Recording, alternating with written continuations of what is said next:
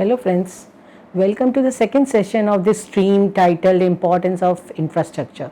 First session was Comprehending Infrastructure, wherein its global and national definition, types of infrastructure and characteristics of infrastructure were discussed. In this session, we will explore infrastructure's contribution to economy. This session I will start by establishing that infrastructure promotes growth. A published research in Economic Annals 2013 examined the linkage between infrastructure and economic growth by analyzing the infrastructure investment from the 10th 5-year plan onwards. It used principal component analysis and concluded that broad 7 sectors of infrastructure, namely road construction, railways, electricity, gas and water supply, communications, irrigation, storage and ports, are complementary in nature and mutually reinforcing. The research further established that infrastructure exhibits a very high rate of return when compared to other investments, which might be due to its spillover or externality effects. World Bank's World Development Report 1994, titled Infrastructure for Development, states that infrastructure, if cannot be the engine, then it is the wheels of economic activity. Although no precise relationship has been reported between growth and investment in infrastructure, but World Development Report has stated that 1% increase in the stock of infrastructure is associated with 1% in increase in GDP across all countries. Generally, around 6.5% of total value added is contributed by infrastructure in low income countries, 9% in middle income countries and 11% in high income countries. Infrastructure endorses growth, though for inclusive growth some more considerations are required while planning, implementation and management of infrastructure. This can be appreciated from the fact that insufficient quantity of infrastructure sectors such as power, water, transport, etc. may result in suboptimal utilization in directly productive sectors like manufacturing, agriculture, etc. and also service sector. And development of transport sector not only expands the size of markets but also improves productivity significantly. Similar such facts can be cited for other sectors as well. Infrastructure provides key to modern technology in practically all sectors. Besides promoting growth, infrastructure is an effective cure of slowdown, better than tax cuts and other government spending. According to a recent study by International Monetary Fund, infrastructure spending yields the best results, though it has the longest implementation lags. Tax cuts are obviously faster, but the results will be modest, especially if these are not targeted at credit constrained consumers. Upper limit for the impact of infrastructure spending is 1.8, that is, a rupee spent on infrastructure will lead to a rupees 1.8 impact on the economy. Upper limit for tax cuts is 1/3 of this, that is 0.6. Reason being, consumers who are facing uncertain job prospects will not spend the money they save through the tax cuts.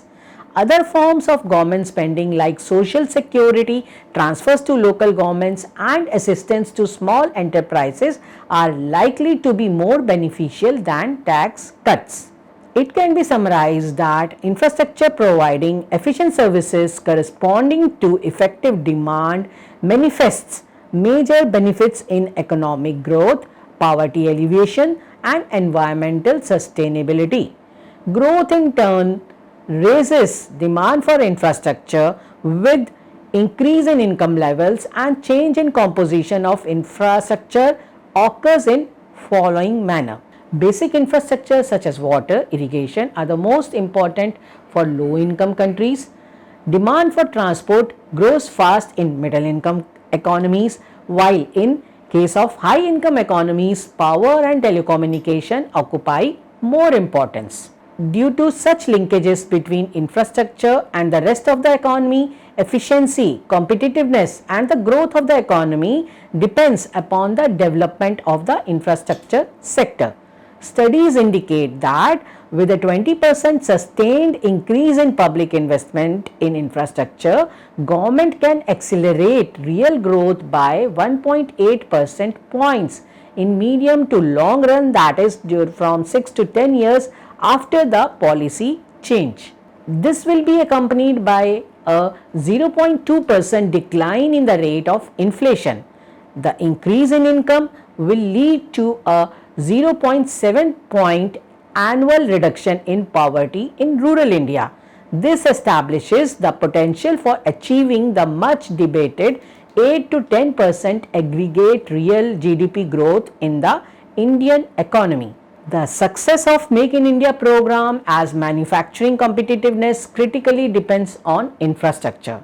Supply additions through infrastructure development boost short terms as well as potential growth rate of GDP.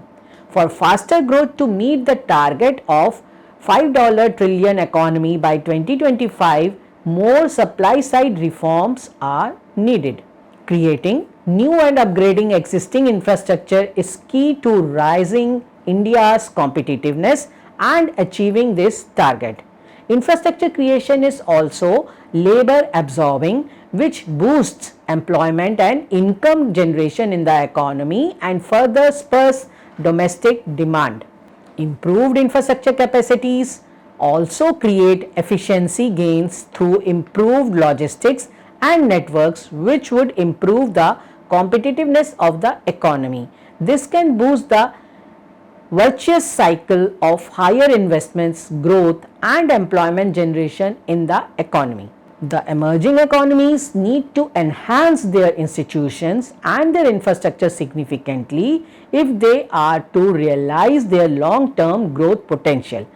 Complexities of infrastructure development need to be understood in order that the support frameworks are sensitive to these 7 needs. First, lack of infrastructure is the primary constraint on economic growth. Second, decisions taken now regarding infrastructure development will shape the future world. Third, government progressively partnering with private sector need to devise effective models for co-working between the public and private spheres. Fourth, governments and businesses must make vital strategic decisions now and promote changes in behavior before the speed and severity of climate change are fully known. Fifth, natural disasters or unpredictable events test the resilience of infrastructure, not just in terms of reconstruction but also in terms of disruption to supply chains. Sixth being high speed broadband, which is already a part of infrastructure thinking, and innovations such as Internet of Things and artificial intelligence will make infrastructure more efficient and sustainable.